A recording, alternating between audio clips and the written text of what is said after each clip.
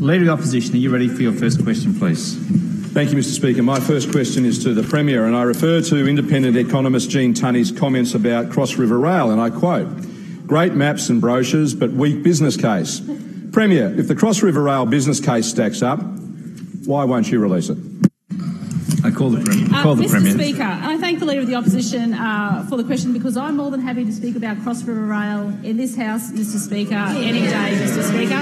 Mr Speaker, let's get a few things on the record. The first thing is the federal government has the business case. They've had it there since June last year, Mr Speaker. And I was surprised, like many other people, to hear Malcolm Turnbull, the Prime Minister, just before the budget was handed down, saying we don't have the full, complete business case, Mr Speaker. So what did I say? I said to my Director General, please ring your counterpart and check that they have everything they need. Yes, it came back to us, Mr Speaker, from the department that they have everything they need to assess Cross River Rail, Mr Speaker. Their own Prime Minister did not know that the full business case had been submitted, Mr Speaker, for this infrastructure project. But, Mr Speaker, while I'm on my feet talking about the federal budget, Mr Speaker, let me make it very clear. We needed to see some dollars attached to the Cross River Rail, Mr Speaker, in last night's budget. And what did we see? Nothing, Mr Speaker. Zero. Absolutely zero, Mr Speaker.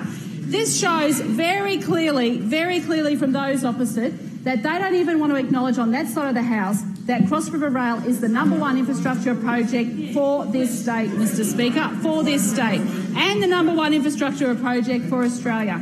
Over 3,000 jobs could be generated as a start, Mr Speaker, and all the flow-on jobs that would flow on from it, because this is going to transform the city in which we live here in the southeast. It means faster commuting times, Mr Speaker. It also means development opportunities around those stations, which will bring with it added investment, Mr Speaker, and added jobs, Mr Speaker.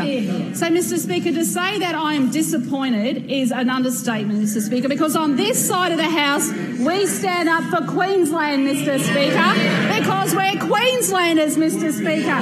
On that side of the fence, I don't know what they do, Mr Speaker. They're asleep, Mr Speaker. We don't hear a word from them, Mr Speaker.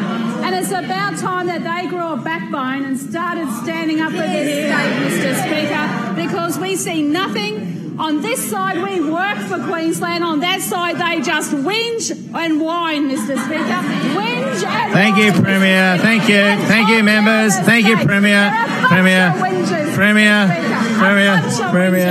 No. Thank you, Premier. I think you're debating the question, so that's not on. No, I think you've answered the question. Mr Speaker, so let me make it very clear.